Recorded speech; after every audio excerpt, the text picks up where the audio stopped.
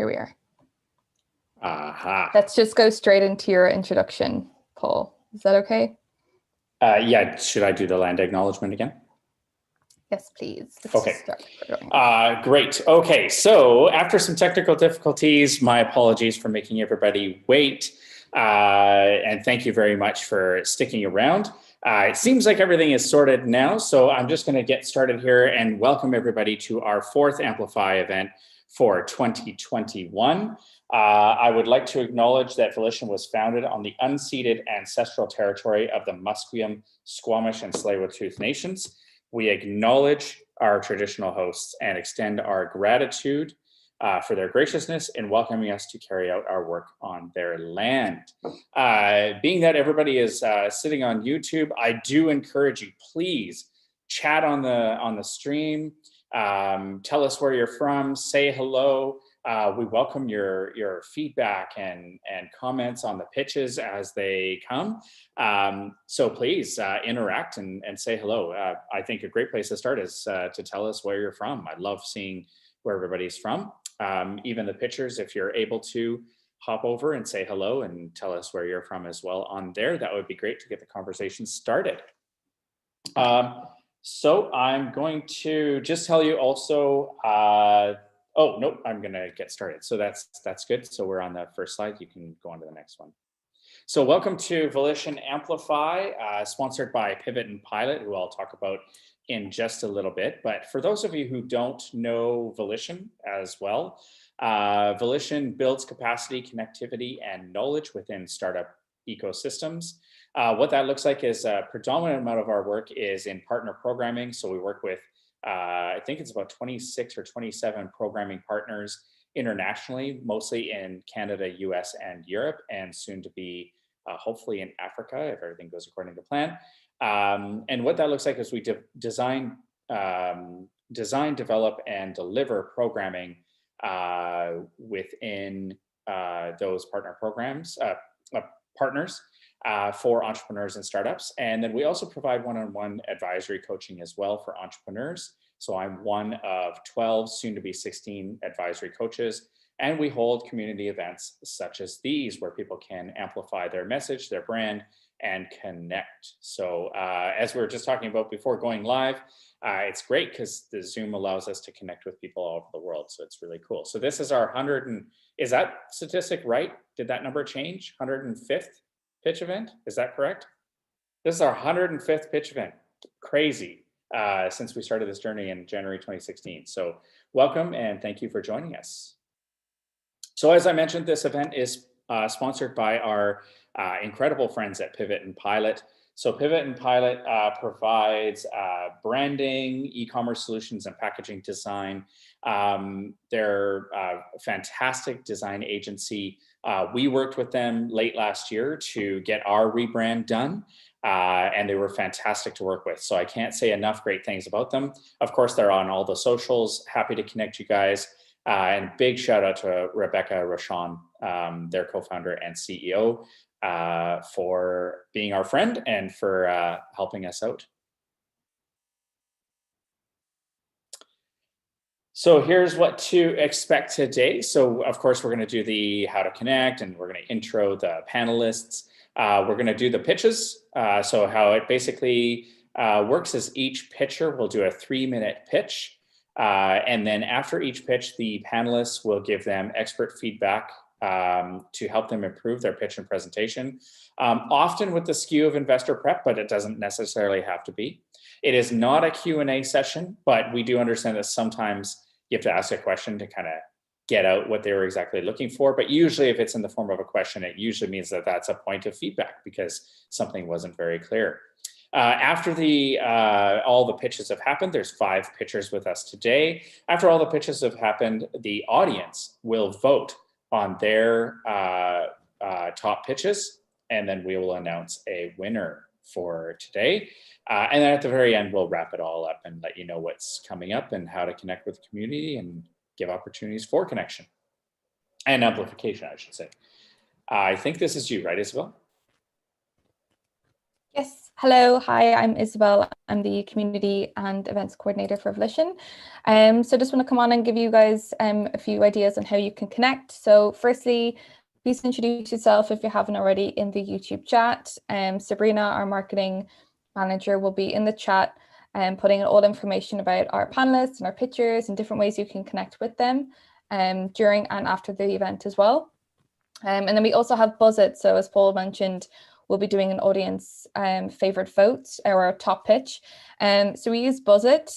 So this helps us to add what's missing from live streams, which is the ability for everyone to discover, interact, and connect with each other before, during, and after the event. So even if after the event you still want to connect with one of the pictures, you can head over to buzzit.ca, enter Amplify Green, and all of the pictures profiles will come up there.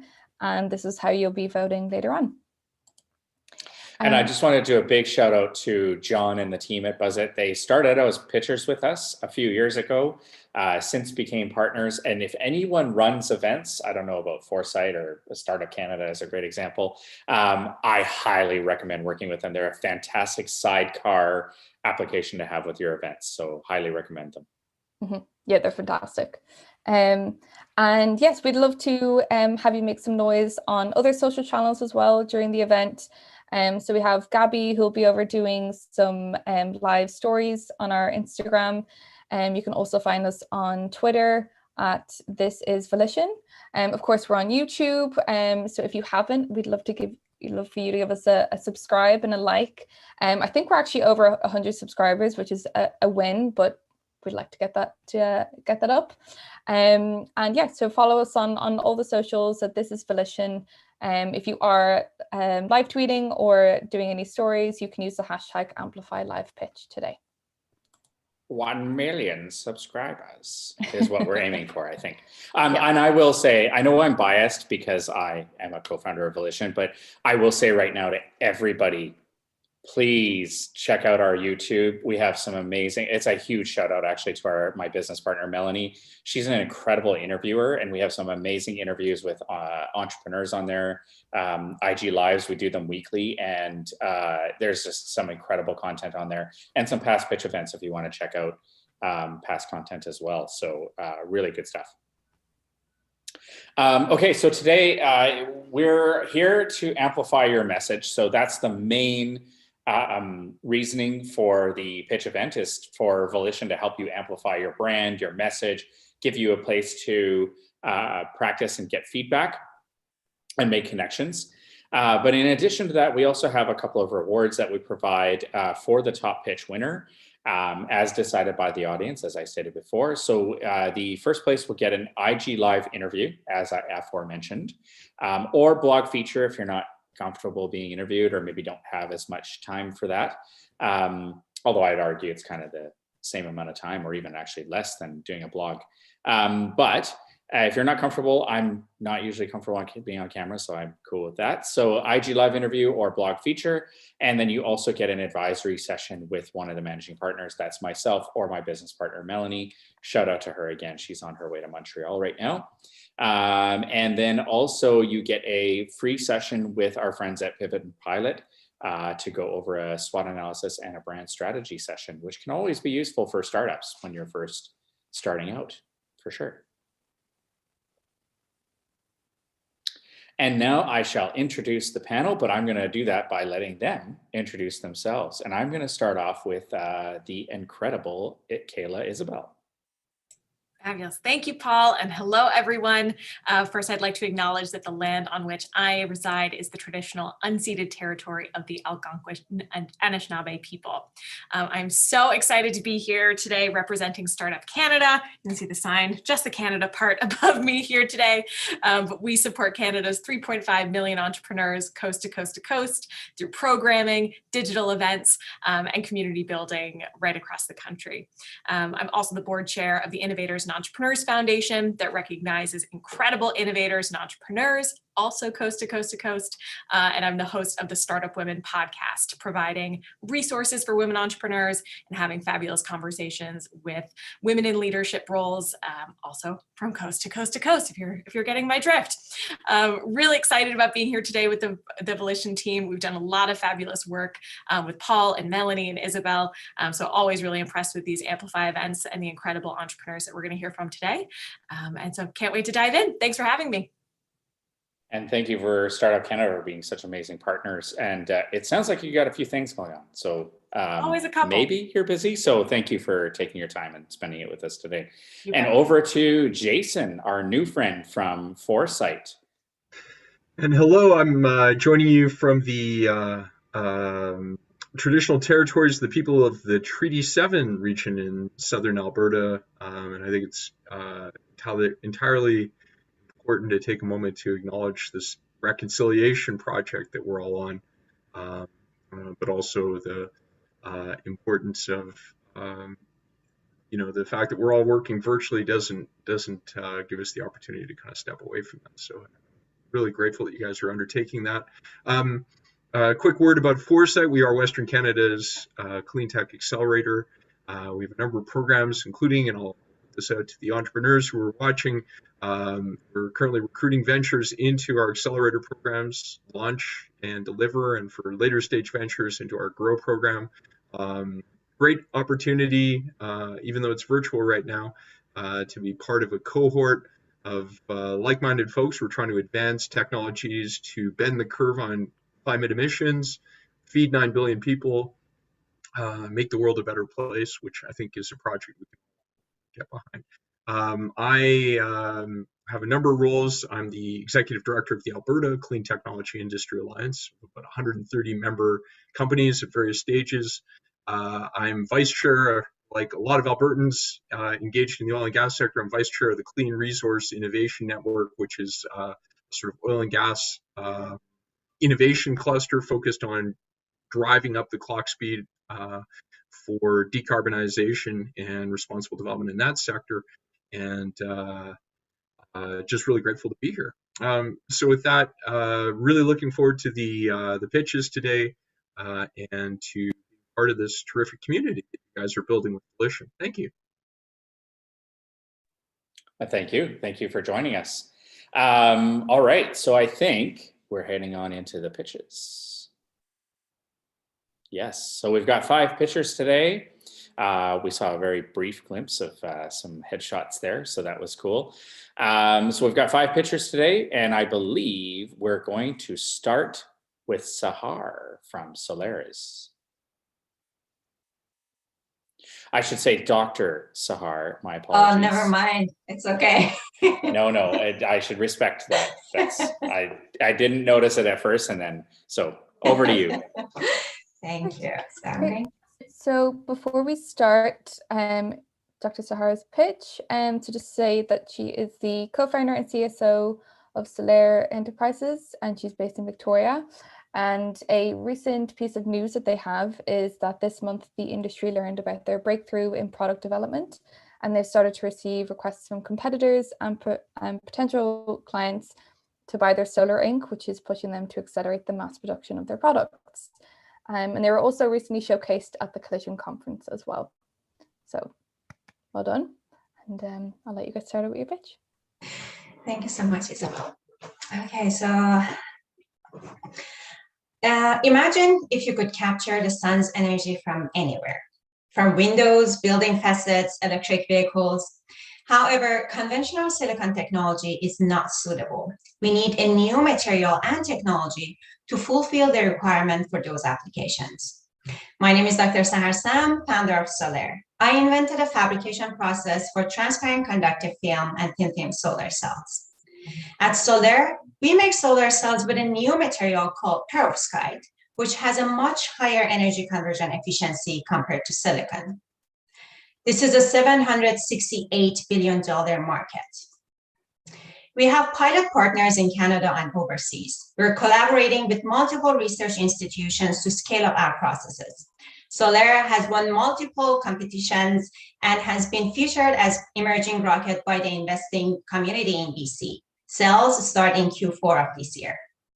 We have a B2b business model. Our revenue stream is through licensing our manufacturing process and selling our products, solar ink and solar films. Our competitors are focused on adding perovskite to silicon to increase the efficiency for conventional market, such as solar farms and rooftop. We only use perovskite that enables light, flexible, and translucent photovoltaic films for innovative applications, such as solar windows and solar vehicles. We have a comprehensive IP strategy that includes 44 patent families. We're projecting more than 100 patent files, including in-licensing, granted, and pending patents. We have secured over $3 million in equity funding and grants. This gives us runway for next 12 months. Solar will accelerate the advancement of solar technology as a major contributor to low carbon economy.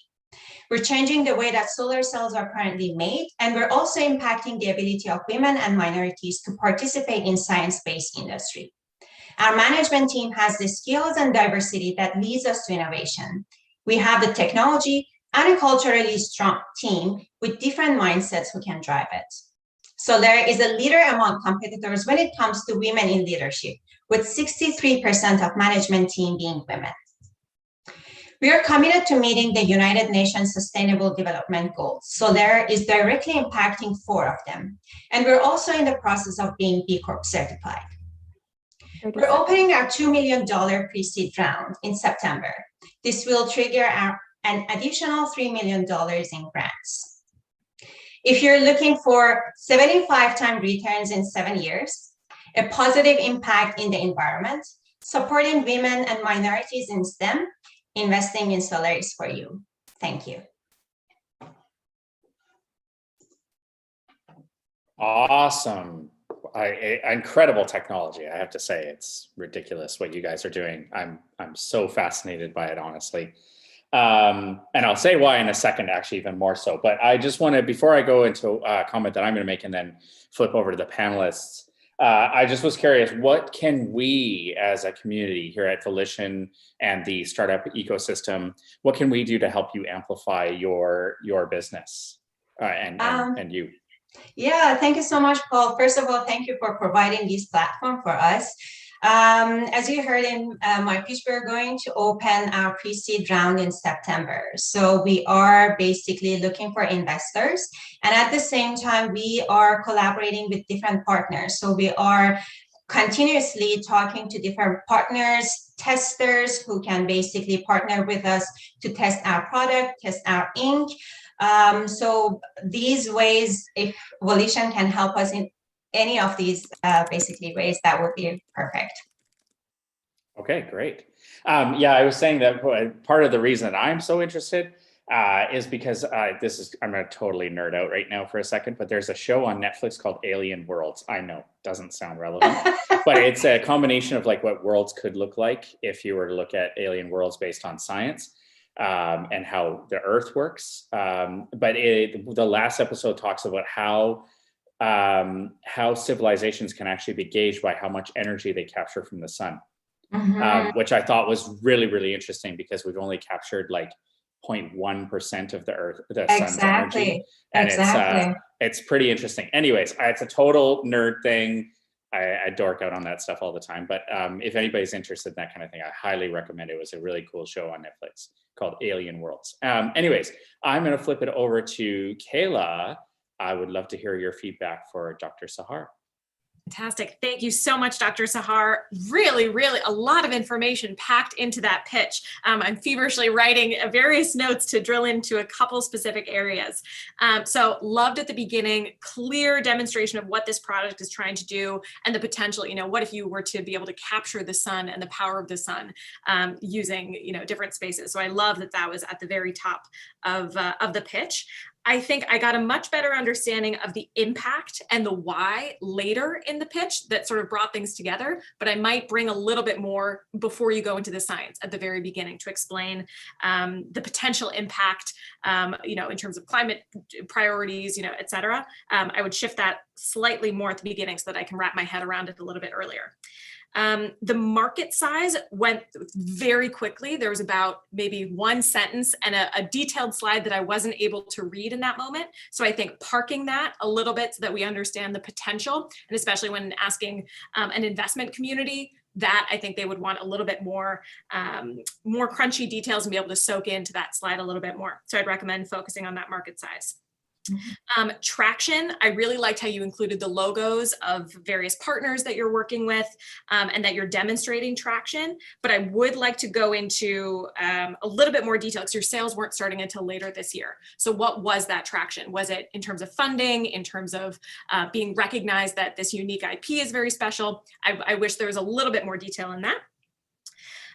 When you talked about competition, I think you carved out some really great real estate to talk about competition, but I don't think the visuals were doing you any favors. It was segmented with different colors, but I think if you had almost 3 concrete different color palettes or something that differentiated you and helps the audience sort of look at the visuals more clearly, that's a very simple tweak that I think could point my eye directly into your competitive advantage and not getting lost in the first 2 pillars that you had on that slide. I love the team photos and the incredible diversity that you were speaking to, promoting women in STEM, newcomers, and that you're really highlighting that as a differentiator for your company and you as a leader. Love that focus. And the really clear outline of how you're aligning to the SDGs, the B Corp status pending, and a really clear investment ask at the end, I thought was also great. It's a tremendous amount of information you packaged really well in a short amount of time, but I think I would pause a little bit more thoroughly into some of those key slides so that the attraction's ending, or that I'm getting a better sense of where you're coming from. The last thing I would like to say, I love that you included your IP strategy. That I think has been missing a lot and is a huge focus for the government and other people. Right. But really great addition, having that included, showing confidence that you're reviewing all those different options as well. So fantastic job. Well done packaging a lot of info. I'm really excited to see what's next for you. Thank you so much for the great advices. Thank you. And Jason. Yeah, thank you. I mean, one thing I look for in pitches is some insight into how you're, how the industry is structured and how you propose to make money, and in fact, like what your profit pool will be. So I think, let me start by just saying I think you make a compelling pitch, and in particular, I think the clear commitment to B Corp is a differentiator. I'm sure you didn't set out by design to do this, but showing the diversity of your leadership team, I think clean tech in many respects is a diversity story. A lot of new Canadians, and disproportionate, almost 1/3 of clean tech startups in Alberta are led by or co-founded by women. So I think it's a great story to tell. And I would encourage everyone actually to look at how they can engage on the diversity element within their leadership team, because it is such a strong predictor of later success. A couple thoughts, and I think I'll just build on what Kayla mentioned in one respect. So, people have been beating their brains out to try and beat silicon in the solar space. So I think you've got to address that, right? I mean, there is, a kind of race going on, but there's so much incumbent advantage as in the battery space, and so I think you need to explain how you're going to make this work, why you've got a path to market and scale that will allow you to compete effectively, or a niche, kind of beachhead that will allow you to come in. Mm-hmm. I think that's pretty important. Beyond that, how you make money, which wasn't totally clear to me either, right? Are you licensing? Are you manufacturing? Like, what's your sort of long-term ambition there? Who's going to manufacture with you? If your first sales is coming up, again, as Kayla mentioned, who are you selling to, and what are you selling, and are you giving away the whole company at that point, right? Like, if you've kind of licensed away your IP at that point, it's not a great story for a lot of investors, even if it's a very compelling technology play. So anyway, those would be some of the things that I might try and address in an update to your deck. But I think the biggest challenge you have is just the short time frame to present, and I thought you did an amazing job. Thank you so much, Jason. Thanks for your feedback. Yeah, a lot of information in a short amount of time for sure. I think what I'm hearing overall, I think the key point is talking about the customer story. I think would be a great way to maybe flip that around is like when you sell a customer, who is that ideal customer and what does that process look like from a commercialization and sales standpoint, like, what's the revenue built from that and so on and so forth. So that's a great point, Jason. And I kind of heard that in what Kayla was saying as well. So for sure, I think that could be a good switch around. It's just telling the story of a customer. What does that perspective look like? So great. I was going to ask you how people get a hold of you, but you have one-upped us this time. And it seems like you're right on top of it. In fact, you're right next to it on your background. So great job there. So it looks like people can get a hold of you at sahar@solaire.net. And it looks like they have a YouTube from what I can see here, which is their YouTube name is Solaire, their name. So people can connect with them also at their website, www.solaire.net. As indicated by their email address as well. So great job. Yeah, I like that. It's right here, the whole like Vanna White kind of thing, like, ooh, right? So thank you very much. Great job. And thanks again. Thank you so much, Paul. Thanks. All right. To the next picture, which is the Grace and Nellie project. So I'll invite up Ruvimbo. Hello there. There she is. Awesome. So Ruvimbo is joining us from Winnipeg, and some news from them is that last year they were granted land by the Goromonzi Rural District Council to begin construction of the factory to make their pads in the community. And this building will also double as the community centre. And they've also recently submitted an application to the Canadian Human Rights Museum in Winnipeg to have an exhibition on menstrual rights. So welcome. Thank you. All right, let's just. Okay. It's very hard to have a period when you're poor. We use old cloths for periods and it's very dirty. We can't always get pads. Sometimes I cannot go to school because I have nothing to help with my periods. Some girls in our area even sleep with old men so that they can get some pads. It is very sad. This is a story of a young girl in Zimbabwe, and it's not unique. Over 500 million menstruators worldwide do not have access to adequate menstrual products. In Zimbabwe, about 5% of girls drop out of school due to period poverty. And with an estimated unemployment rate of over 90% in Zimbabwe, most families cannot afford basic necessities, including pads. Hi, my name is Ruvimbo Chimutsa, and I'm the founder of the Grace and Nellie Project and the creators of G&N, a social enterprise creating healthier, happier periods for everyone. Our solution is the manufacture of reusable menstrual pads in Zimbabwe as well as here in Canada. These pads will be sold worldwide, and profits will go back into the Grace and Nellie Project and the programs and services that it runs for women and girls in rural communities. We will be subsidizing the reusable menstrual pads sold to women in these rural communities, as well as providing reusable menstrual pads for the girls in school for free. The estimated impact is the fact that girls won't be interrupted when they're going to school. We're going to create employment opportunities for women in these communities, increase the growth of the local agricultural market, as well as the textile industry in Zimbabwe, as well as create a sustainable, more affordable menstrual product for women. We're also going to result in less plastic waste in landfills. Our customer segments are menstruators in North America between the ages of 20 to 50. These are people that are sick and tired of paying hundreds of dollars for disposable menstrual products.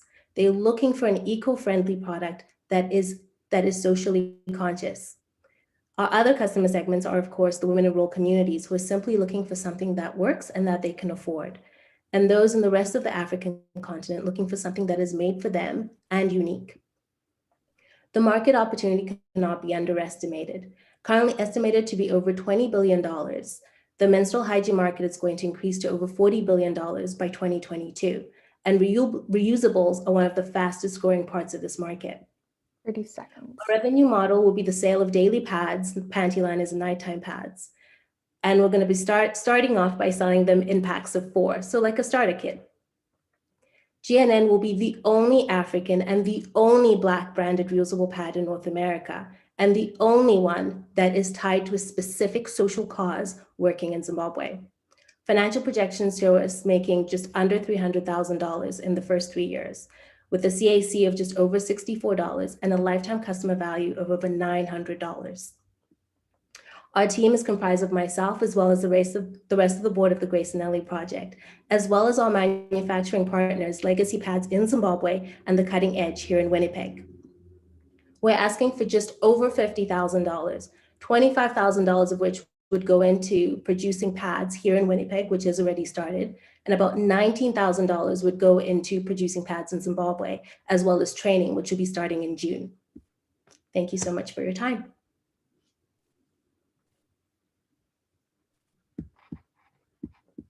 This clap is for both Dr. Sahar and for Ruvimbo, because I realized that I forgot to do it on the first one. So congratulations, Ruvimbo. Thank you very much.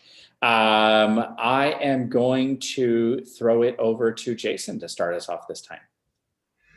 Thanks. It's tough to go first. Ruvimbo, first, thank you. That was, I mentioned in my first comment that I like to learn something about an issue. This was something that I've not thought about, and the opportunity, I think, as you point out, is huge, right?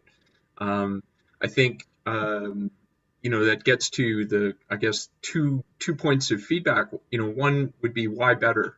There are a number of groups that are working on biodegradable pads, including a couple startups here in Alberta that I'm aware of. So why would it be better to do something that's reusable, particularly in a context where usually what you're doing is hand wash, and there's an incremental work associated with that you have to deal with. The other, I guess, challenge for you in this one is the upfront cost, right? So in a context of $2 to $3 a day of income, or maybe better if you're sort of targeting more of a urban center, then I guess you've got to figure out how you're going to deliver it, and of course right now what's really hot is kind of hardware as a service. So is there an opportunity for you to kind of flip the model around in a way and turn it into something that is given, but that provides a kind of revenue stream over a longer period of time, right? So I guess bottom line, I guess I would wonder whether you're asking for enough money. To me, $50,000 is not the right number, and that you ought to be going much bigger. And so, I would just encourage you to think about how to go bigger, and I'm happy to make some introductions for you that might help you on that way. Thank you. Kayla. Awesome. Really, really fantastic pitch, Ruvimbo. Really, really enjoyed, to Jason's point, learning something. I felt like in the first 3 slides, I really had a good picture of the problem you were trying to solve. You set the stage of period poverty really impactfully with that first quote. And I think just reading that through was definitely the way to begin this conversation that you had with your audience. So I love that opening. You also had some really crunchy numbers at the very beginning, talking about the scale of this challenge. And the menstruators that could potentially use this product. So I've got a really great sense for possible customers there. Just a couple of quick, small sort of tweaks that I would make in the actual presentation. The solution visual. I didn't get a good sense of the circular kind of movement that you were trying to articulate with the different stakeholders and what that visual was trying to say, especially because you went through it quite quickly. I think if it was trying to show more of a recycling format, just to make that visual a little bit more clear, because I think there was potentially a really strong message that I missed there. Really enjoyed the impact bullet approach. You were very clear, concise in that slide. Where I got a little bit confused was around the possible customers. I was thinking about this being really around the Zimbabwe community and looking at the African community. And then one of the key customers was North American customers on that slide. So I think bridging that earlier in that you were trying to use North American customers to also support the women in other countries, making that connection more clear, I think would be great in the pitch. The differentiation that you are the only Black branded and Black owned business doing this type of work, I think is an important component to touch on. But how are you going to be managing the other competitors in this space? Like we're seeing, and from my perspective, we're seeing a lot of pitches for reusable menstrual cups or those types of products. We've seen a lot of lately. So I think that is one component. You're linked to a social cause, fantastic. I've seen a couple of those as well. But I would really think about that unique differentiator and try to package that a little bit more clearly. And then production, having a better understanding, are you producing in both Zimbabwe and Canada and creating those opportunities in both countries simultaneously? Are you bridging both countries? Who would be your distribution partners maybe engaged in this space? If you need some contacts at UPS or any shipping companies that you need support on, let me know. But that part was not as clear to me as well when you brought that in at the very end. And agree, I think the ask is not quite big enough for the scale that you're looking at if you're both looking at the North American and African market. But overall, fantastic job, great product. Thank you. Jason just put something in the chat that I was literally just thinking of, but the one that I was thinking of was the Bomba socks. So Jason just put, is this a Tom's Shoes play?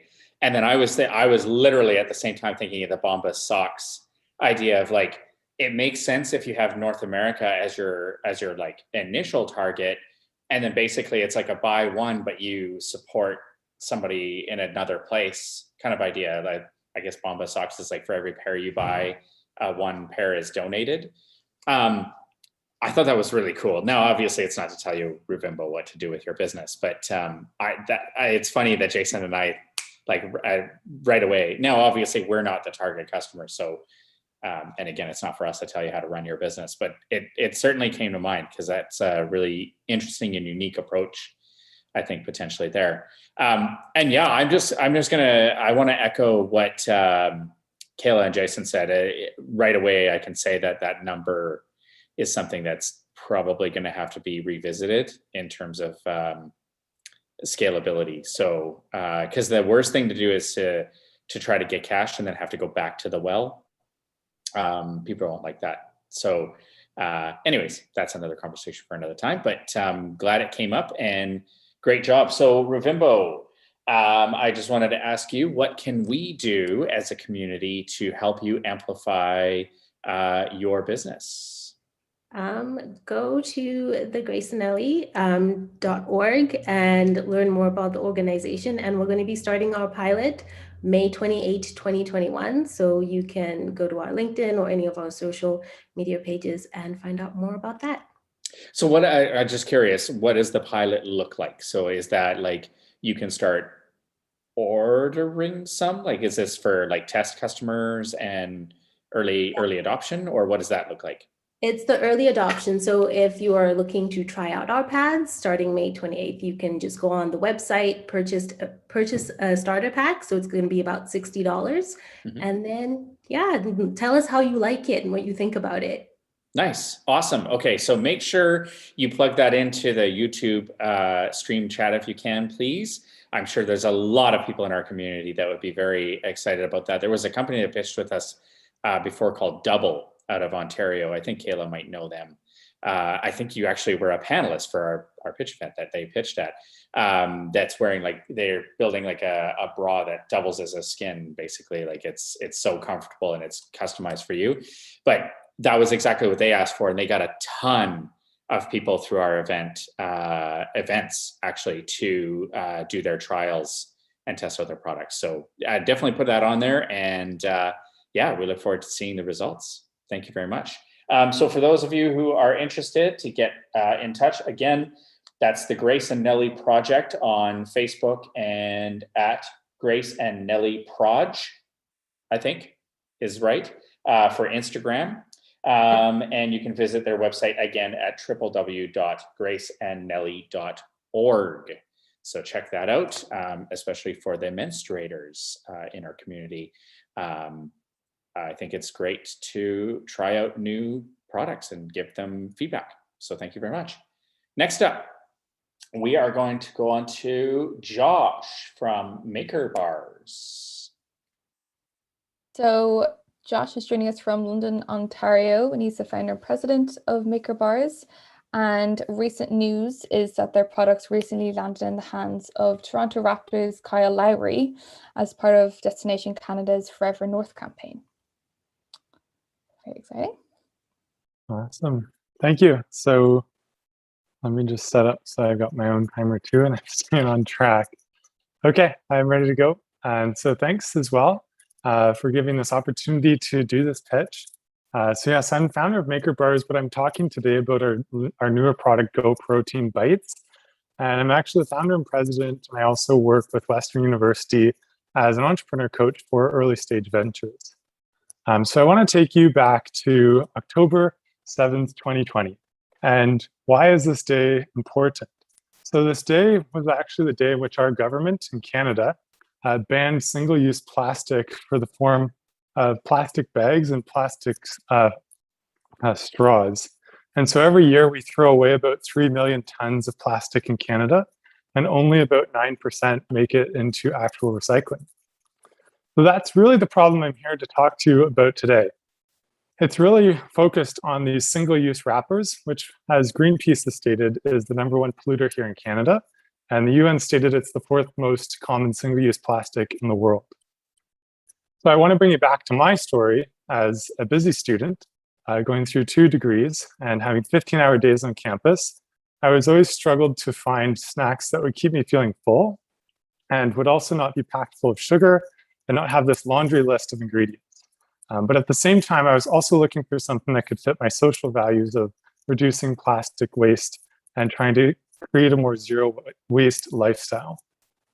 So that's where I brought forward my mission, where our purpose is really to be a brand that thinks differently about the packaged food that we eat. And we do this through beautiful design, amazing products, and products that just simply taste great for their own sake. So this is our Go Protein Bites, where we've been researching this product for over a year now and doing it in our local London, Ontario test market. And we really have an opportunity to scale quite large here across some very niche channels. We're the first company that is really ready to go with home compostable packaging. And it's all simple, just about 8 ingredients. So when you eat real food, we just understand that you feel better. Behind the brand, this is a busy slide. So what I want you to take away from it is that I've built a network in which I truly listen to, and my mentors fit within CPG, the golf market, and grocery.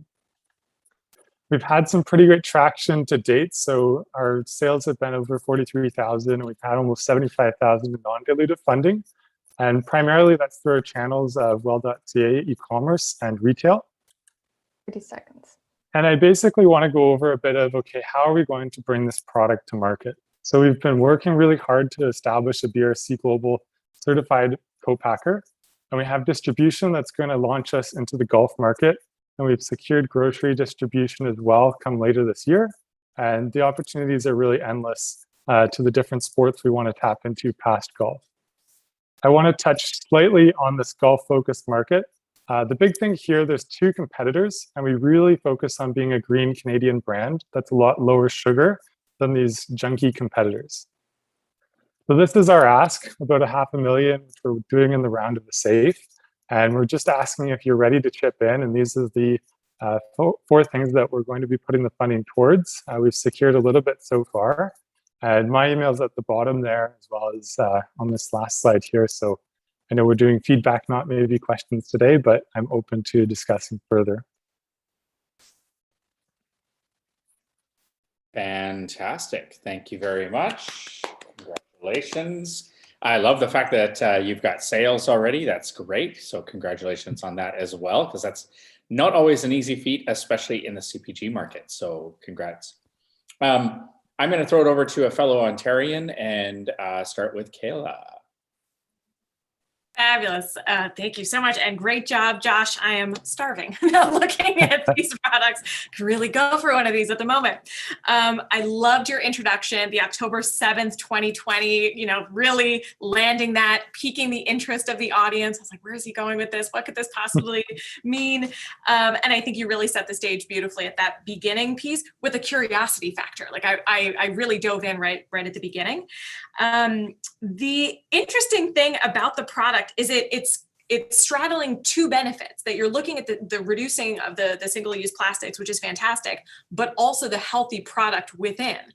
So I think the customer journey at the very beginning was really focusing on that single-use plastics, but I didn't get the urgency around the healthier snack component until a little bit later. And that to me is sort of a hard bridge to potentially combine in like your very quick elevator pitch. Are you prioritizing the single-use plastic or the healthy snack? Because those are two big markets that, you know, people might prioritize the healthy snack with plastic or vice versa. So interesting sort of challenge that you find yourself with there. I definitely learned a lot about the single-use wrapper. I wasn't thinking about, you know, people think of straws and they think of other things contributing, or plastic bags. So I definitely learned something in the beginning, which I loved. With the golf course shops, why golf? I was very interested in why you started with golf. I'm sure there's a reason, and it might not be relevant to the pitch, but was just interested there in why starting with that target market, and why just the sports community? Why target that specific group? Is it because there's a unique space that's untapped? You know, is this for, you know, students, further to your sort of customer journey that you had at the beginning, other customers that could be of interest? So something to explore there. Another competitor that popped into my mind that wasn't on your competitor list were RX bars.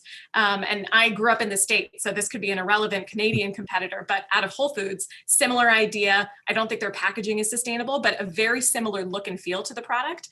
So I would just keep your eye out to RX bars if you are familiar with that product or not, just to make sure you're doing a thorough competitive analysis on that side. But overall, I'm very hungry and looking forward to buying this myself. Makes me think that maybe your next task, Josh, is to come up with virtual protein bites that you can pass through Zoom somehow. I'm sure you can make it happen, no pressure. All right, over to Jason. Yeah, it's really interesting. I was thinking, of course, of a few companies.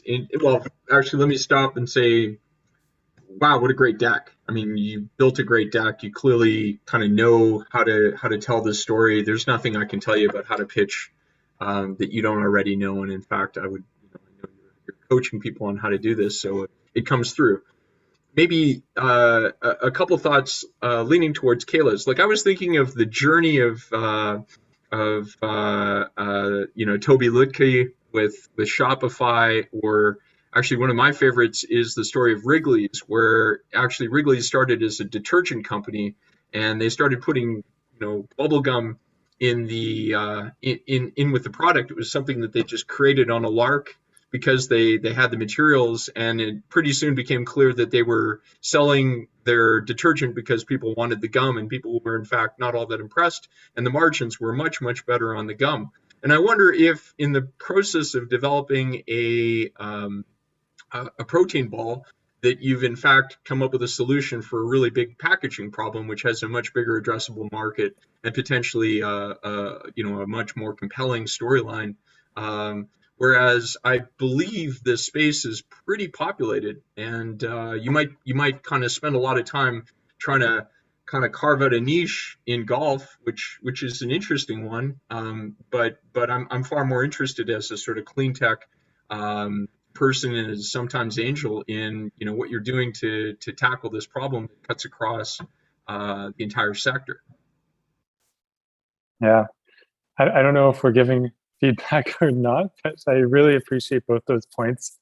Happy to elaborate sometime on golf. It really plays a lot in our what happened through 2020 and the challenge emerging into grocery. And I've always wanted to go into sport. It's my background. I'm a big volleyball player growing up.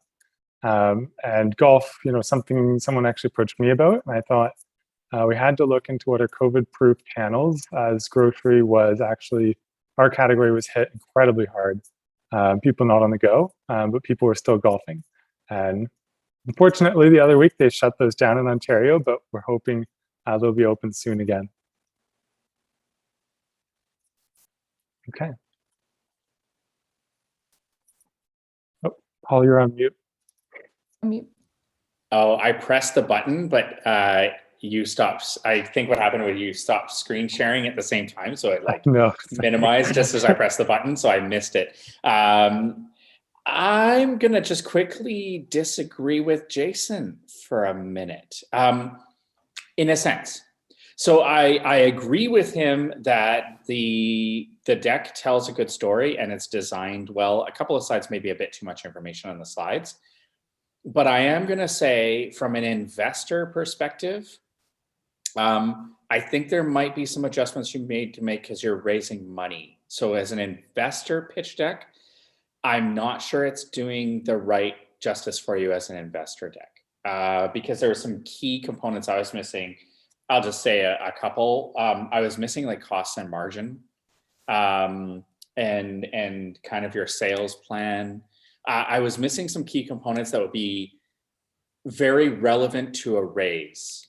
So just so that you're aware, this isn't the forum for me to give you all that kind of feedback, and that's what I do for a living. So yeah, so just to throw that out to you, just to so that you're aware of it, because you have to kind of make a deck that ties to what the raise is for and why you're raising, and what the use of funds is going to be, and what that looks like. So just so you're aware. Okay.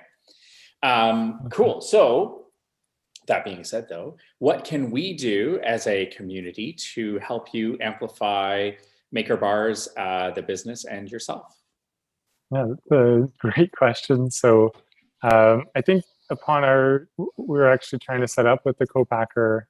So really helping us get, we're working through actually a rebrand right now, from MakerBars Go to Go Protein Bites. And so helping us with kind of getting that rebrand out to the world, which I hope will take place through this summer. That's probably my biggest ask, so that we can get that new brand identity built and strong amongst customers.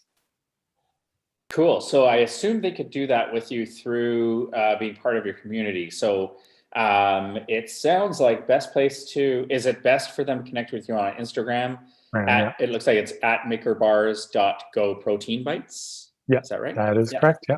Okay, so that's at makerbars.goproteinbites. You can connect with them on Instagram, and then Facebook and Twitter is at MakerBars. And their website is makerbars.com. So connect with Josh, and I would say, obviously, number one, try out the product. Number two, support them in the community and the rebrand launch. So thank you very much, Josh. Congratulations. And moving on to Cynthia from Jacaranda. So Cynthia is joining us from Calgary, and some news from them is in October 2019, they won the Women in Business contest of the Pacific Alliance Trade Show in Toronto, which also involved the Toronto Board of Trade. And Cynthia was representing Canada and Peru during this contest. Welcome, Cynthia. You're on mute, Cynthia. Hi, thank you, Paul. Thank you, Isabel, for the introduction. Hi, everyone. I am Cynthia Navarrete. Again, I am the founder of Jacaranda. Jacaranda is my clothing brand. Sorry, do you have a deck? Yeah, can you see my screen? No, we can't see your screen at the moment. Oh, sorry. Share screen. Yeah. Sorry about that. Now we can. Yeah, now we're good. Yes. Yeah. Thanks. Yeah, so again, hi everyone. Except for it's not in presentation mode. I'm not sure if you want to put it into presentation mode. Yeah, sorry about that. There we go. Now we're golden. Yeah. Thank you. So I am Cynthia Navarrete. I am the founder of Jacaranda. Jacaranda is my clothing brand. It's an eco-conscious yoga clothing and loungewear brand based in Calgary. The journey of 1,000 miles begins with a single step. With that being said, I'm going to tell you a little bit about my journey so far and what motivated me to start Jacaranda. I am a former industrial engineer from Peru. I did my master's in environmental engineering at University of Calgary, and I worked for more than 10 years as an environmental consultant in Peru, in Canada, and the United States. And I left the corporate world to start my business, which is Jacaranda. I am passionate about sustainability, environmental projects. I love the fibers and textiles that we have in Peru. I love yoga, painting, music, and I am a mother of a 4-year-old boy. I designed at Jacaranda. I designed all the pieces. We produced everything in Peru, and we have found the perfect balance of using natural fibers and performance fibers to produce high quality aesthetical and functional items for our customers. Our mission is to provide to our customers with the most durable, comfortable, high quality, and the most aesthetic fitting that they can find in the market. And also we are committed to improve the economic conditions of our knitters, our employees, the artisans, and all the people behind the scenes. We are very happy and proud to say that we are certified on Fair Trade with the World Fair Trade Organization. So we have three main lines of products: yoga clothing, loungewear, and the knitted line. Yoga clothing is basically leggings, bras, everything for our yoga community. Loungewear and the knitted line, I'm going to explain a little bit more. In the yoga brand, we offer a unique design using organic Peruvian Pima cotton, something that only exclusive brands offer right now in the market. Peruvian Pima cotton is a high quality fiber that lasts for a long time and very fresh. We also have the loungewear line, which is a trend that we saw right before COVID, and we actually did it on time. Our customers like this line a lot. We also have the knitted line, which is mainly made by our artisans in the mountains of Peru. We have knitted tops and sweaters, scarves, a lot of winter items that are made of alpaca and cotton. Seconds. Our best sellers are our leggings, followed by the bras, the joggers, the sweatshirts. We promise to our customers high quality items, affordable prices to the public, something that they value right now. And we just keep developing more items for them. The comments of our happy customers, our certifications in organic textiles with the World Fair Trade Organization. And what we ask is, I would like to keep placing our items in more online platforms. Right now we are in Hudson's Bay and shop.com. We would like to place the items physically in other department store chains in Canada and the USA. And this is our contact. Thank you very much.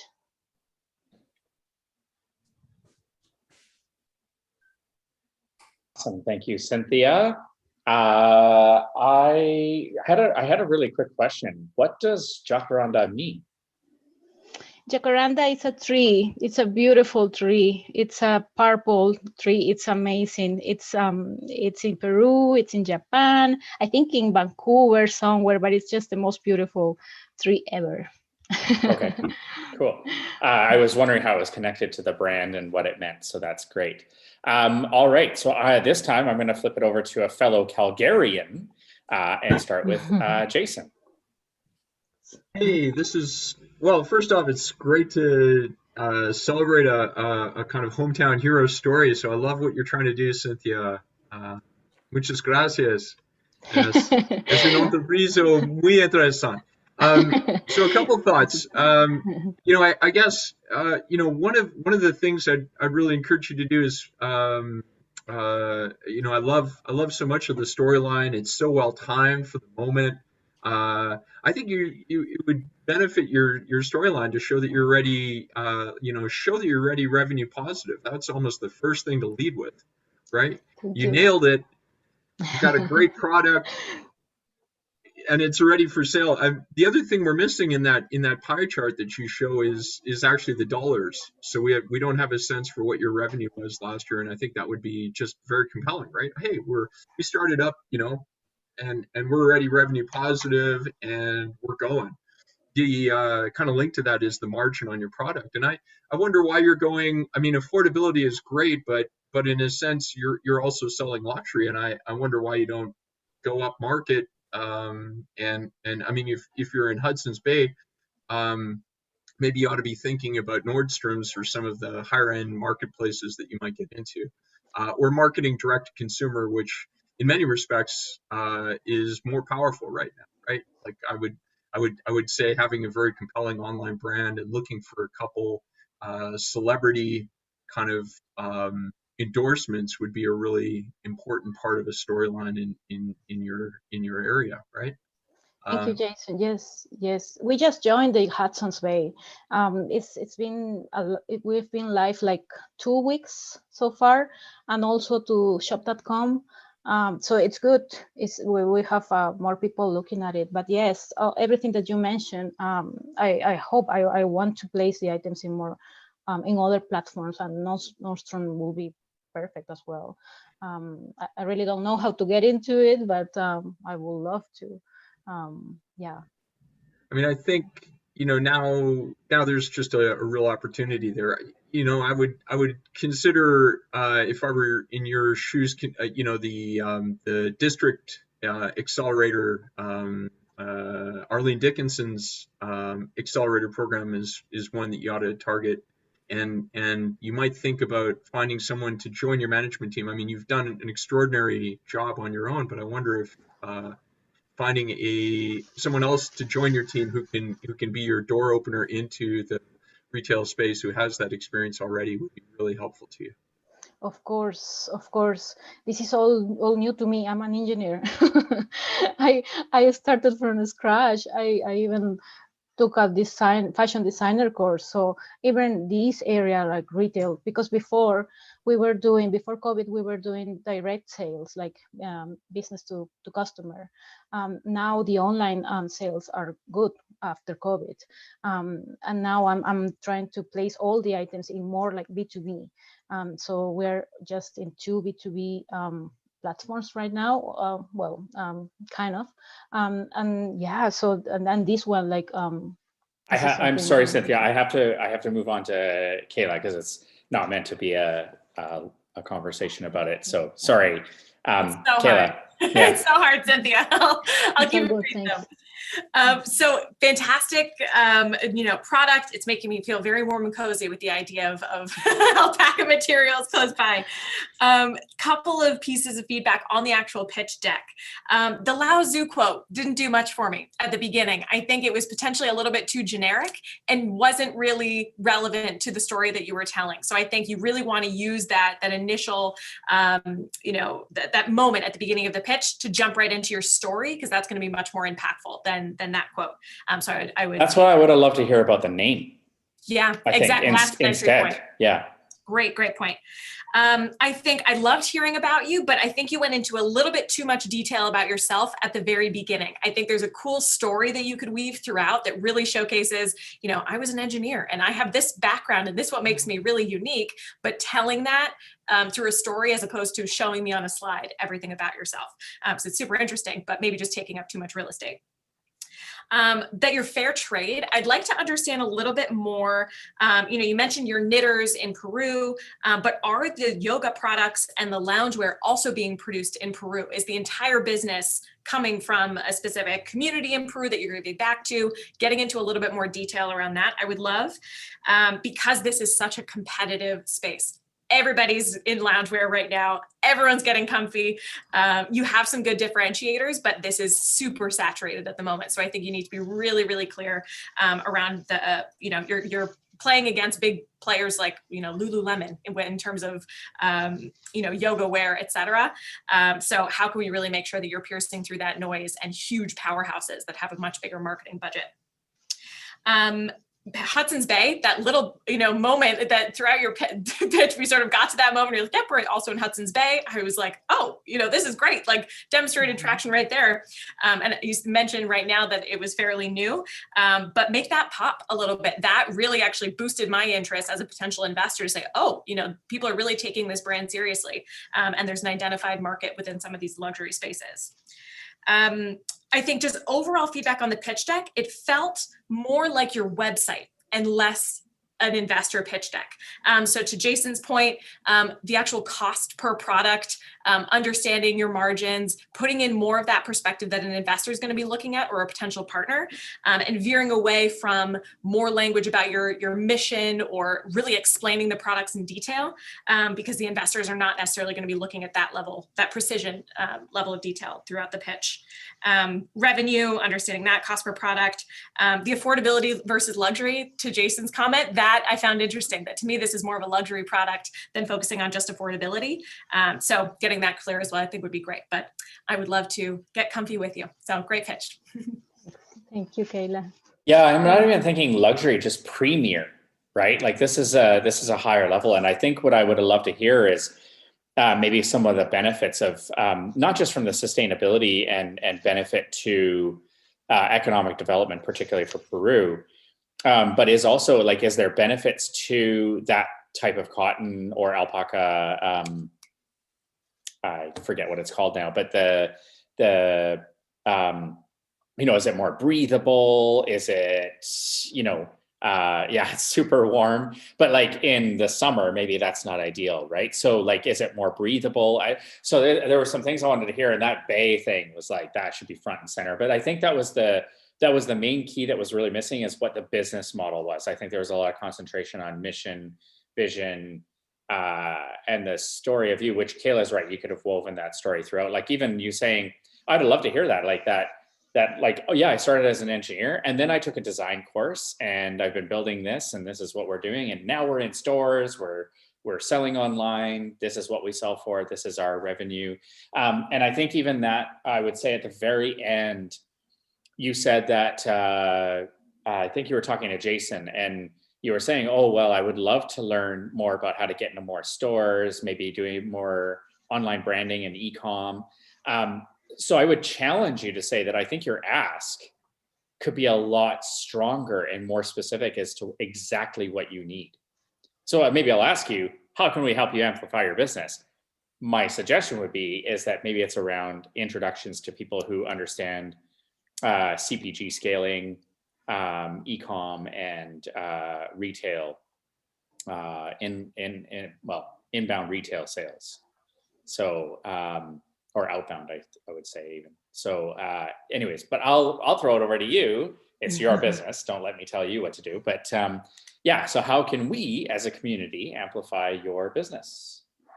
Thank you. With all that you said right now, I'm gonna look into this, which are also terms that I'm getting familiar with. And yeah, just follow us on Instagram, check our website, and that's it. That's pretty much it for now. So if anybody's interested, their website is Jacaranda, as the name said, jacaranda.eco, Eco. ECO. Mm-hmm. And then you can follow them on Facebook and Instagram at Jacaranda Eco. Mm-hmm. So yes. check them out and I guess find their products at bays near you if anybody's going into a bay at the moment. So I think check them out online and let's support them. Cool. Thank you. Awesome. Thank you. Thank you All so right. much. Last but not least, I'm going to invite up Christopher from Audette. Hi, can you hear me? Yep. Perfect. And Isabel, go ahead. So Christopher is joining us from Victoria, and some news to share is they are part of a prestigious group of 5 companies selected out of over 800 for the Pi Labs ProTech Accelerator Program. This is a leading global investor and accelerator in the space. So over to you, Christopher. Perfect. Thanks, Isabel. So my name is Christopher. I'm the CEO and founder of Audette, and we envision a world where every building upgrade is a carbon reduction project. So this week in the carbon revolution, Mark Carney and a group of asset managers worth 70 trillion pledged carbon neutral. And nowhere is this effort more needed than in the commercial buildings within their portfolio. Because sorry, is your deck supposed to be shared with us, or it's just on the screen in the back? Just behind me. Oh, yeah. Okay. I just wanted to make sure before I went too far. Yeah, all good. So yeah, nowhere is this effort more needed than in the commercial buildings within their portfolio. Because as you're likely aware, the capacity of renewables has been skyrocketing, But in the building space, improvements in efficiencies have flatlined. And the reason is this. Finding and investing in conservation projects and commercial buildings is slow, painful work. I know this because I was a consultant, paid $200 an hour to walk around with a clipboard and digital camera, and then go away and produce $20,000 reports on what I found. I would get paid to do this because there are more than 100 billion in grants available, grants and finance available to commercial building owners for this transformation. But because of this inefficiency, up to 38% of the capital providers' budgets gets wasted on administration. And this isn't even counting the hidden cost to building owners for performing months of paperwork. So with commercial buildings representing more than 1/5 of all global carbon emissions and 23% of Fortune 500 companies with carbon commitments, this inefficiency literally threatens the future of our planet. But this is why we've created Audette. We're building the world's largest carbon efficiency projects marketplace for existing real estate. What we do is we connect to the treasure trove of data that exists in energy bills, maintenance records, and smart building systems across large distributed commercial portfolios, and enable them to plan and track their annual sustainability roadmaps and commitments. We then connect all of those projects with the capital providers in our network and use analytics to streamline due diligence. In this way, we take a due diligence process that used to take 100 days and cost up to $20,000 down to less than 10 days and $3,000. And with further investment in our automation, we'll take this down to a matter of minutes. So we monetize this in two ways. We charge a platform fee for building owners and a transaction fee for the capital. Under this model, just 2.5% North American market penetration is 100 million ARR. Also this week, we submitted a joint application with Van City, Canada's largest credit union, to begin transitioning their entire commercial mortgage portfolio to carbon neutral by 2040. When successful, they'll join our group of enterprise customers that already represent more than 100 million square feet across Canada. These users alone are asking us to move out of our beachhead in British Columbia into Alberta, Ontario, Quebec, and the UK. And in order to capture just 10% of this 23 million top line revenue potential, we're doing a small pre-seed raise. We've already got active impact as a lead investor who's done due diligence. We've got over 1 million in qualified interest looking at our data room right now, and are looking for one more motivated group to sign on and close the round. So I'm looking forward to discussing if that's you. Thanks. Fantastic. Good job. And I don't know if Isabel said it, but just I should have said before that Christopher, I think, was coming to us from Victoria, I believe. Yeah. I don't know if it was mentioned earlier, so I just wanted to say that. All right, so I'm going to finish it off with Kayla. You want to bring us home? Jason will finish us off, and you'll take us down the road. You bet. I feel like Jason's going to have some really, really crunchy feedback on this one, which is fabulous. Really well done, Christopher. I think overall, my only piece of feedback, this is not a space that I'm particularly, I'm interested in it, but I don't know very much about it. So if anything, my lack of awareness of this problem is the only thing that I feel like I experienced in the pitch, being like, wow, this is, a huge area of inefficiency. And I love that you had your initial framing being like, I know this is inefficient because I used to get paid a lot of money to identify these inefficiencies. And I found that really charming, that was your sort of initial of your pitch, talking about your role as a consultant. I love that you had some crunchy numbers around, the 38% spend just wasted on admin and managing the financial components. To me, like, this was just such a clear solution to this really, really clear problem. So I don't think there was anything that needed to be shared in a different way. I really understood that. I think showcasing visually how you are going to streamline the due diligence process from that 10 days, 3K to minutes, like as you get more data, this gets more efficient. I think there could have been an interesting visual to add to that, because that to me is the pitch, like that you have this really interesting pathway forward that you're going to continue to be even more and more efficient over time. Really clear understanding of how you're going to monetize this made a lot of sense from the business plan perspective. The 12 enterprise clients. So have you already implemented this within those 12 organizations, or are you waiting for this additional seed round to then kick that off? Just some more clarity on that. Love that you had a very clear ask at the end. I can't tell if I loved or if I found it distracting to do the presentation behind you. It's a mixed review from me. I think it differentiated you, and I haven't seen very many people do it this way. But I wonder if there were potentially some small bullets that could have been added that you wouldn't be able to have behind you. But it was unique, definitely. I just can't decide if I really liked it or if it was just unique. So that's my feedback there, Christopher. I hope that's helpful. Yeah, thanks. I just realized my email address is wrong on this slide too. It's .io, not .op. I don't know if that's an actual domain name. I don't know if you can even see it.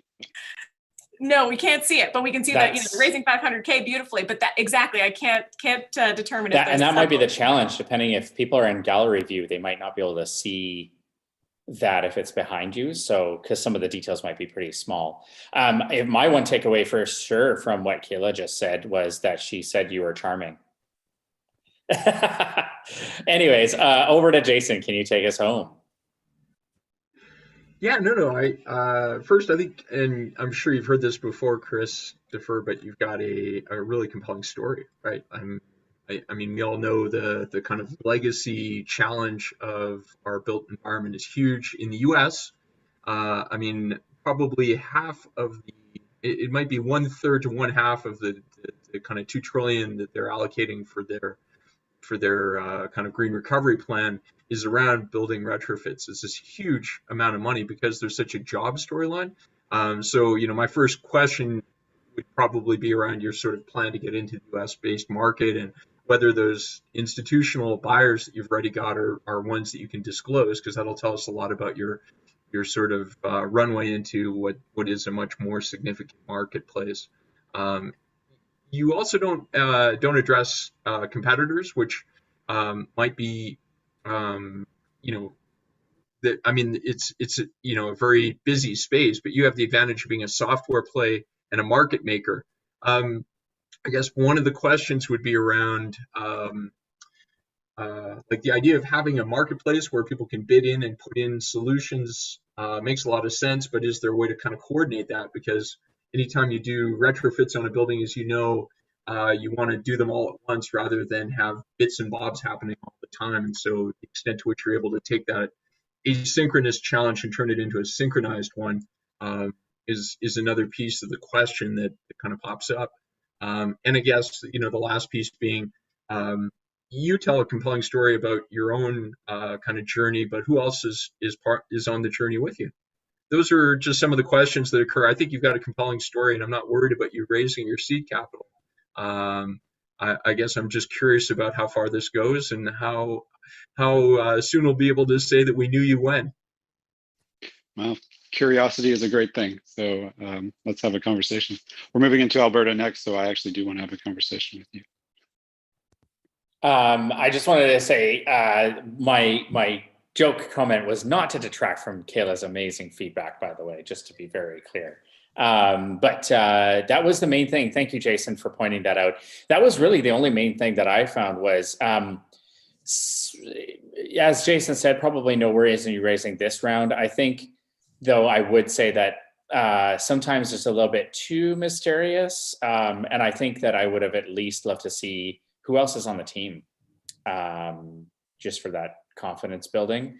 Because some investors, I know many investors, if they don't see that, they'll just be like, well, if he's on his own, I'm not investing, it's too risky. So yeah, just something to be careful of. Sometimes there's mysterious and sometimes there's too mysterious. So you just have to be careful with that.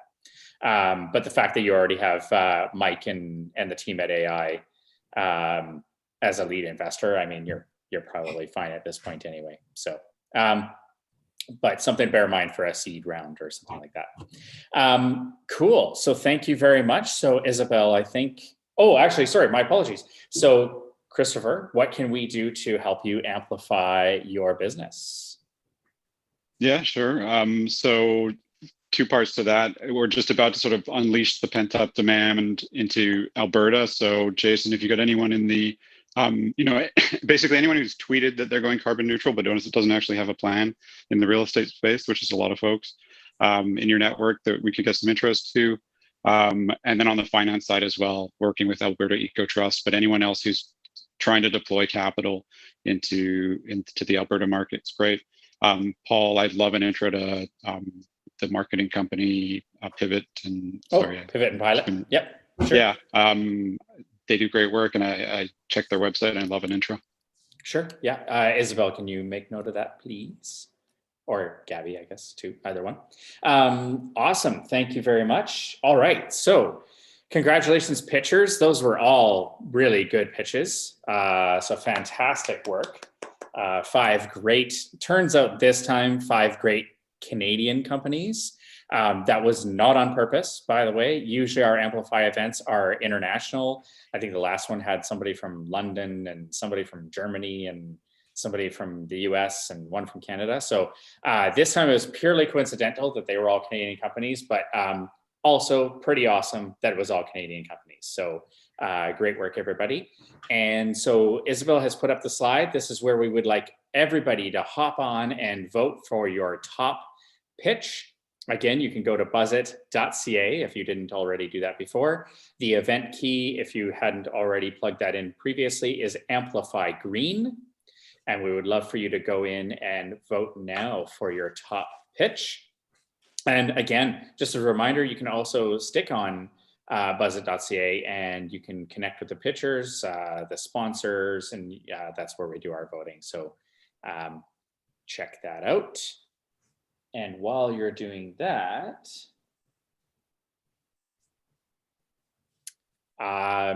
I would just like to, while everybody's doing their voting, I'm just going to let everybody know about some upcoming events. So I mentioned at the top of the event that we do a weekly Instagram live founder chat. Our Kayla is distracting me with her comments in the chat.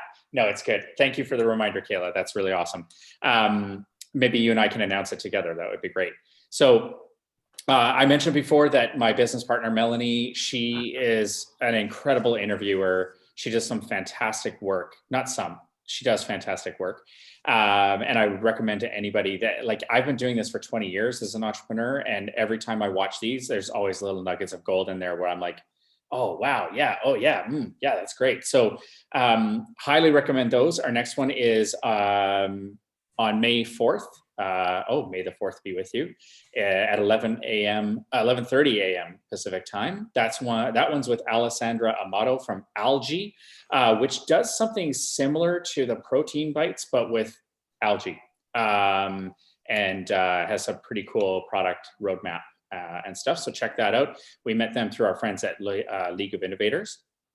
And then our next, I'll also say she won top pitch at March's Amplify as well. So there you go. Awesome. Yeah. I think that was the one I missed, unfortunately. So I didn't know that. But yes, so she won the last one. So that's great. And then on May 26th is our next Amplify event. That is at 11 a.m. Pacific on May 26th. Isabel, remind me, is that one themed? Nope. So that is general. Yeah. Okay. That one's going to be general, open to pretty much anybody. And then also on May 12th, we're very excited. Thank you to our friends at the Discovery Foundation for their support and part of our regional investor readiness program that they are supporting us on. We are hosting the BC Startup Showcase, where 8 companies will be pitching. 8, right, Isabel? I think it was, right? Yeah. 8 companies will be pitching on May 12th at 12 p.m. Those are BC-based companies, so it's going to be pretty cool to see some BC progress there and innovation. And in addition to that, I wanted to make a huge announcement for anybody who is raising.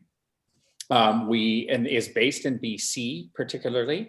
We just launched with Valhalla Angel Network the Investment Summit Fraser Valley.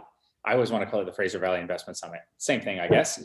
And applications opened now. So just a quick view on how that works is you've got 20 plus investors. It looks like I think there's already like 5 or 10 that are in. They're putting in checks for $5,500. And at the end, there's a pool of funds. And basically there's going to be 20 companies that are going to be brought down to 10, then 5. And basically you handhold with the investors and go through the process together.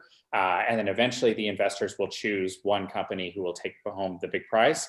Valhalla just recently did this in Saskatchewan. The top company won a $120,000 investment.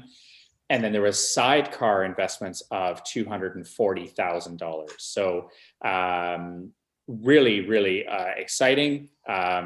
New investors out of the Fraser Valley, which is Abbotsford, Hope, Chilliwack, Mission, Langley, and more. So if you are a BC-based company doing your operations in BC, hint, hint, wink, wink to the BC companies in the room, I would highly recommend applying for that. I think the link is in the chat. I'm assuming it's going to be plugged into the YouTube stream chat, so where you can apply for that. And Kayla, if you want to come off mute, maybe we can talk about the checking in thing that you mentioned. Yeah, awesome. So Volition, Startup Canada, and Checking In have all come together to start a mental health challenge on May 4th. So May the 4th be with you as well. So this is essentially a complimentary 30-day challenge that we will be offering to every startup within our community. Essentially, you take a quick quiz and get a baseline analysis of your overall well-being. Then for 30 days, you do a quick 30-second check-in on your mood, your energy, and you track that through the app. After the 30 days, you get a sort of tailored insight report so you can better understand your mental health. So it's really to help increase your self-awareness, elevate your mood, take a pulse on your emotional health, and really offer a bit of support, because it's been a disastrous time for many small businesses right now, and we really need to be focusing on our mental health collectively and championing that as support organizations. So that starts next week. Yes, very relevant, because I have been personally struggling with that a little bit recently. So it's very relevant and very good to do. And a big shout out to Sean Burke, who is one of the founders, or the founder, of Checking In, originally with our friends over at Front Funder when we originally met him. And then he's left and started Checking In. And Checking In is a Pitch alumni of ours. So big shout out to Sean and the team over there. And thank you to Startup Canada for teaming up with us on that one. Very needed. So I really appreciate that. Over here, I'm just going to check. Isabel, how are we doing? Yeah, it looks like we have all of our votes in, but I just wanted to see if Kayla and or Jason have any last words they want to share to our pitchers. And then also, you know, it is an opportunity for you to plug your own work. If there's anything you'd like our community to share about, this is your time to do that. How can we amplify your business? Yeah. Jason, you want to go first? Kayla, please go ahead. Oh, okay, if I must. So we have a couple of things coming up at Startup Canada.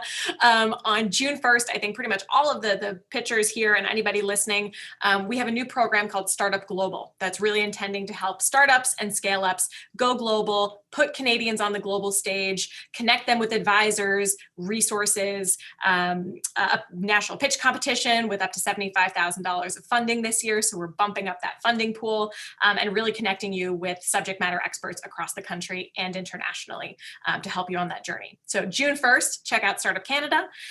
We've also got some great podcasts coming out. We're doing a great Pride takeover in June with the Gay and Lesbian Chamber of Commerce. So if you're interested in listening to stories of great members of the LGBTQ community, that will be on our podcast network starting June 1st. And a lot of great partnerships going on, like our mental health well-being check-ins with Checking In and Volition. So just check out the Startup Canada website over the next couple of weeks and see what's up. Awesome. Jason. Those are some great events.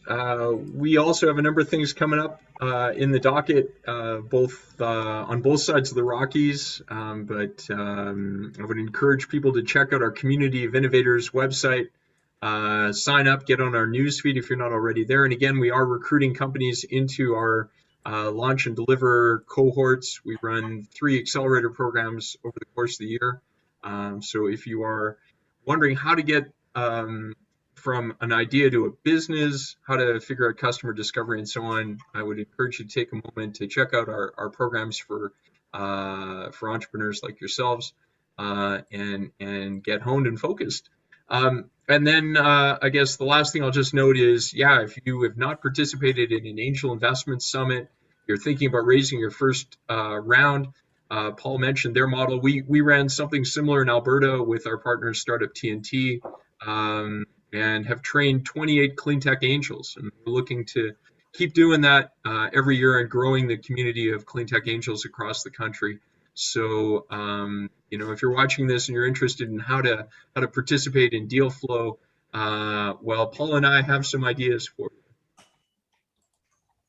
Yeah, it's fantastic because you can be on either side, right? Like if you're not on the entrepreneurial side, you can go in on the investor side, and it's a fairly small window to get into with $5,500, right? Like if you've got that available by chance and you want to learn how to invest in startups, it's a fantastic model. We're really excited because we're going to be doing this kind of as a series with Fraser Valley, then Northern BC, then the Kootenays, and then Peru. So we're really, really excited about that. So should be pretty fun.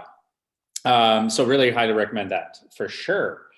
So thank you, Jason, for that plug. And thank you. I want to say a huge thank you to Jason and Kayla for being amazing panelists and giving both their time and their knowledge, and in some incredible feedback. There was some real nuggets of gold within the event. So I really appreciate that. Again, please do like and subscribe our YouTube channel. You can, of course, go back and check these out, be notified when there's upcoming events, hopefully without technical issues. And then, you know, check out some of our Instagram live on YouTube, all that stuff. And then you can also check them out live as well. So thank you very much for everybody for joining us. And I do have the top pitch winner. Isabel has thrown that over to me. And so unless I've missed anything, is there anything I've missed as well, or am I ready to go? Should I announce? You are ready to go. I'm ready to go. So here we go. So just to be somewhat mysterious, I'm going to say that the winner is a BC-based company. And I am very excited to announce that she is not only a doctor of solar panel technologies, she's also a doctor of awesomeness. So Dr. Sahar Sam, congratulations. You are the Pitch Amplify top pitch winner as voted by the audience.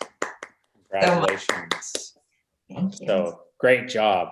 Everyone did great, but that's fantastic. So what would you like to say? How would you like to take us home? Any last, I should say, I was about to say any last words. That sounds really bad. Anything you'd like to say before we finish off? Yeah, I again want to appreciate this basically platform that you provided us to pitch and practice our basically pitch. And thank you, Volition. Thank you, Jason and Kayla, for all the feedback and great advice that you provided me. And we are definitely going to work on all the advices and feedback that you gave me, and it is going to improve our pitch. And yeah, thank you so much. I can't thank you enough for all the help and advice. Well, thank you. Congratulations. And I just wanted to say really quickly, actually, we met Dr. Sahar actually originally at one of Volition's pitch masterminds. So if anybody's ever interested in doing something like that, we run masterminds on a regular basis where it's a group of 3 to 4 entrepreneurs. They pitch and get feedback and Q&A from each other, as well as from my business partner, Melanie, and I in that group. So it's a great place to get feedback and help on your pitch and presentation. And so I highly recommend that for everybody. If they can, they should definitely apply for that event. It's a great help. Thank you. Yes, I agree, but I'm kind of biased. So awesome. So Isabel, you want to take us home, finish us off here? Yes, thank you so much, everyone. Thank you all for your patience at the beginning as we navigated through that technical issue. Thank you to all of our pitchers and to our panelists as well for donating your time today. Really appreciate it. Give us a subscribe on YouTube, and we hope to see you at our next event. Have a great day, everyone. Thank you. Thank you.